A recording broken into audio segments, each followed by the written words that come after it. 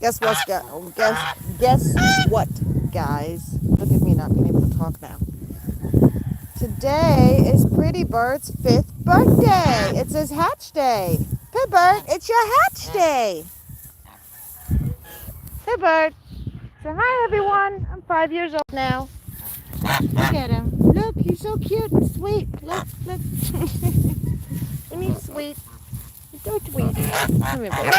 Hi. Say it's my hatch day, guys. Say it's my hatch day, guys. Tell everybody, Pretty Bird. Tell everybody. Yeah. So I'm 5 years old now. 5 years old. Yes, Pretty Bird. It's Pretty Bird's hatch day. It's your hatch day. Yeah. Yes. Mommy's ordering some kale and some cucumbers for you for today, okay? Watch out, buddy. I'm gonna grab my stuff. Let's go, babies. Let's go to the pond so you guys can go have a party. We're having a pond party.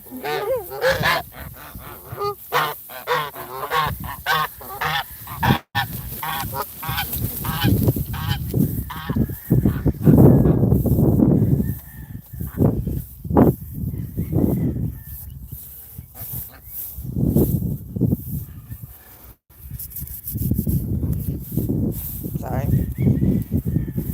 So today, 5 years ago, Pretty Bird's egg hatched.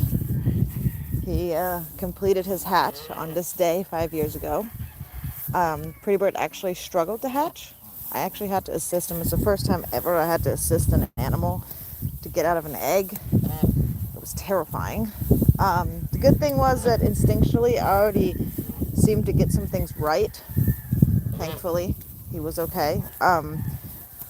Pretty Bird had gotten himself stuck and was not making any progress for like several days. And when that was happening, I started assisting him, and even after he'd hatched, he seemed to have some issues. So this was actually, I do not believe that this was caused through any mistakes I could have made during the hatch assisting. And the reason why is because this went on for weeks. When he first hatched, Pretty Bird could not walk for the first week of his life. He couldn't really walk. He would just sit, and if he tried to walk, he would always fall over. And usually that's something that's kind of common for like the first day or two, if they're kind of wobbly on their feet and all that stuff. But it went on for Pretty Bird for about a week. And then after he was finally able to walk, and I attempted to introduce him to water, he immediately flipped over and could not keep balance. He couldn't swim. Like, he would dip over to his side and he was unable to swim and stay upright. And with that happening, I of course, gave him more time, did my research, tried to figure out what the heck was going on. And I couldn't really figure out what was going on because he was a new gosling. There shouldn't have been anything, preventing him from being able to swim. Generally, goslings, especially if they hatch by their parents, can swim pretty much instantly. But for whatever reason, Pretty Bird could not. And it actually took him till he was about 5 weeks old. At least, I think he was about 5 weeks old before he actually could finally swim. And I tested him out that day, and he was able to swim finally. And I made him a bath, and then I actually recorded his first time having a real swim. And he had so much fun. He was zooming around, diving and all that stuff. You guys can actually find this video on our YouTube. It's like Pretty Bird's first swim in a tub or something like that, or like first time swimming for Pretty Bird, the pet goose, or Pretty Bird, the pet goose swims for the first time, something like that. Anyways, and so yeah, Pretty Bird actually did have kind of a rough beginning, but as you guys can see, regardless of everything, Pretty Bird has turned out to be the leader of his own gaggle. He's a strong, good, very good gander. He's very good to his gaggle. He takes care of them very well. He protects them. He cares for them. He he used to be so skittish and so scared of everything. And now, it doesn't matter what it is. Even the stallions next door that you can see there in the background. A horse, anything gets too close to his gaggle, this gander will go for them. And he will defend his gaggle no matter what. Doesn't matter how big the enemy is. He will defend them. He will fight them. And he's an exceptionally good gander. He raised babies last year with Layla, with that golden goose right there. That's Layla. And he was an exceptionally great father. Even though those eggs were not his and her babies were not his, he raised them, took care of them, he protected them. And he has turned out to be an amazing gander for his gaggle. He does everything right, takes care of his gals, and we're really proud of him. You know, you guys might see in some of the videos that he may come for me, bite my legs, bite my feet, things like that, you know. But that's the thing, is that that's exactly what he's supposed to do. He is supposed to keep everyone at bay, regardless of what his relationship with that person or with that animal is. He's supposed to keep everyone at bay, and everyone is second or third to his gaggle, and especially his mate. The mate and the goslings always come first. And Pretty Bird has always done really good with that. Hi, babies. Pretty Bird used to be terrified of going into water where he couldn't see his feet. And now y'all can see it yourselves. He now swims in this big pond and leads his gaggle to different areas to go foraging, protects them, takes care of them. He really has turned out to be a very good gander and good leader for his gaggle. Hi, babies. He also used to not even eat, he wouldn't eat greens unless they were on an elevated surface. This is a fact. This is the kind of stuff he used to do, or used to not do. Now, he comes out on the pond and he's literally foraging the bottom of the pond, and he's foraging all around this pond, and they're eating all this grass, and he's just matured and gotten so much better about everything and gotten much tougher. He used to be scared of the dark. Now he watches over his gaggle while they sleep in the dark. He used to be a nightlight, quite literally. But yeah, I just wanted to real quick come on here. I've got some things I need to take care of. But I wanted to real quick come on here and let you guys know it is Pretty Bird's 5th hatch day. And look at where he is at now. Like, all that time ago, from being a pet goose living indoors in an HOA neighborhood to being the leader of a gaggle, living in Texas instead of Arizona, living on a multi-acre property and keeping his gaggle safe every day, taking him down to the pond to go swimming and foraging, and protecting nests, and having mates and mating, and having eggs, and all that fun stuff. He's really matured, and we're real proud of him, because this was the dream. The dream was for him to have his own gaggle and to live his life the way that geese should.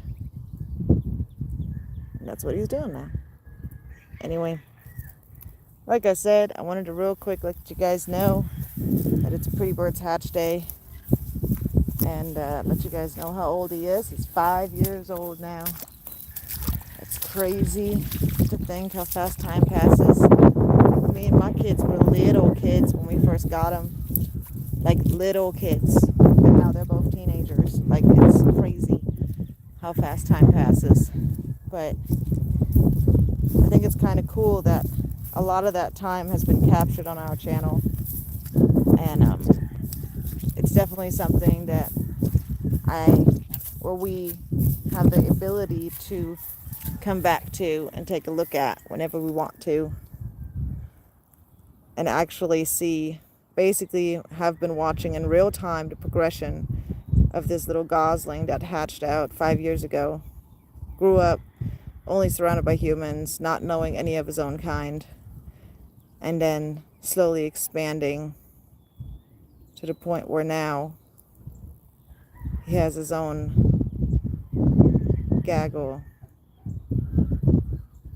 that he takes care of. It's crazy, huh? So yeah, if you have a little gosling or a little goose, regardless of what their breed is, and you raise them up by hand and they're not showing any interest in other geese, don't give up. Find them a friend, bring it in, take your time, give them time to adjust. Pretty Bird used to not care for any other geese whatsoever. He didn't know what to do with them. He didn't care about them. They might as well have been dogs in his eyes. Like, he had no like idea what to do with geese. Like, there was no like instinct that like gave him guidance. He had an instinct about wanting a mate or wanting to mate and wanting to be with a gaggle, but he didn't understand that he himself was a goose.